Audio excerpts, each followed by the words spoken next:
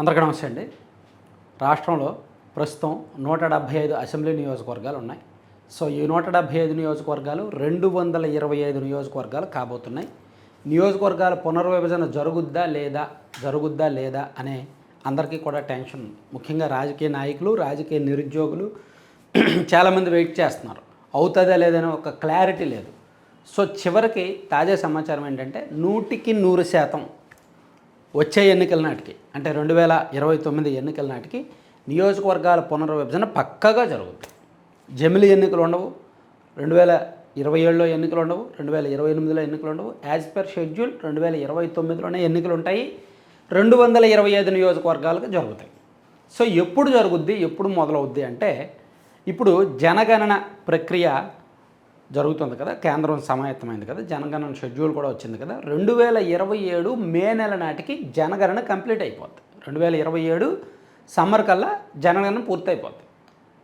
So అది పూర్తయిన వెంటనే మరుసటి నెల లేదా ఆ తర్వాత నెల నుంచే ఈ నియోజకవర్గాల పునర్విభజనకు సంబంధించి మన 2 తెలుగు రాష్ట్రాలతో సహా ఇతర రాష్ట్రాల్లో కూడా కొన్ని పెండింగ్లు ఉన్నాయి, కొన్ని హామీలు ఉన్నాయి. జమ్మూ కాశ్మీర్, ఇతర రాష్ట్రాల్లో. సో ఈ రాష్ట్రాలన్నింటిలో కూడా నియోజకవర్గాల పునర్విభజన ఖచ్చితంగా చేయాల్సి ఉందన్నమాట. నిజానికి 2001, 2002 ఆ టైంలో వాజ్పేయి గారు ప్రధానమంత్రిగా ఉన్నప్పుడు ఒక 25 ఏళ్ల వరకు నియోజకవర్గాల పునర్విభజన జరగకుండా ఒక చట్టం చేశారు. అంటే 25 ఏళ్ల తర్వాత 2026 తర్వాత జరిగే జనాభా లెక్కల ఆధారంగానే నియోజకవర్గాల పునర్విభజన జరగాలి, లోక్సభ నియోజకవర్గాల పునర్విభజన జరగాలి అని అప్పుడులో ఒక చట్టం చేశారు. 2002 ఆగస్టులో అనుకుంటా చేశారు. సో దానివలన 2021 జనాభా లెక్కలు జరగల. ఎందుకంటే 2021 జనాభా లెక్కలు జరిగిన ఆ తర్వాత మళ్ళీ అప్పుడు కోవిడ్ కారణంగా ఆపేశారు. ఆ తర్వాత చేయాలంటే 2022లో చేయొచ్చు, 2023లో చేయొచ్చు. కానీ ఎందుకు కేంద్రం చేయలేదంటే, 2021లో ఒక చట్టం ఉంది కదా, ఒక 25 ఏళ్ళ తర్వాత జనాభా లెక్కల ఆధారంగా నియోజకవర్గాల పునర్విభజన జరగాలని. సో అందుకు 2026 తర్వాత చేసిన జనాభా లెక్కల ప్రకారమే వర్తిస్తుంది, నియోజకవర్గాల పునర్విభజన చేయవచ్చు. కాబట్టి ఇప్పుడు 2027 నాటికి జనగణన పూర్తవుద్ది. సో ఆ తాజా లెక్కల ఆధారంగా దేశవ్యాప్తంగా లోక్సభ నియోజకవర్గాల పునర్విభజన జరుగుద్ది. దాంతోపాటు కొన్ని రాష్ట్రాల్లో శాసనసభ నియోజకవర్గాల పునర్విభజన కూడా జరుగుద్ది.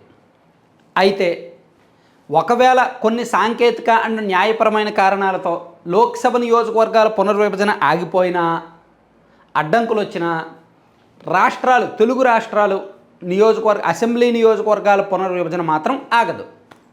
ఈ డీలిమిటేషన్కి సంబంధించి ఆల్రెడీ కేంద్రం ఒక కమిటీ వేసింది. కమిటీ ఒక రిపోర్ట్ ఇచ్చింది. ఆ రిపోర్ట్ మీద సెంట్రల్ గవర్నమెంట్ ఒక నిర్ణయం తీసుకుంది.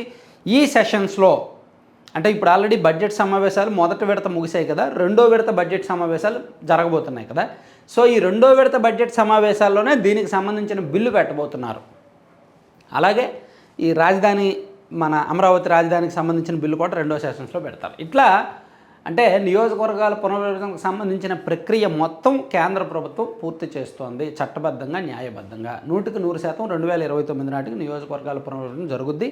ఈ విషయం రాష్ట్రంలో అధికార పార్టీకి అండ్ ప్రతిపక్ష పార్టీకి కూడా వెళ్ళింది. సో అధికార పార్టీ వాళ్ళు దానికి తగ్గట్టే నియోజకవర్గాలు పునర్విభజన చేయడానికి రెడీ అవుతున్నారు.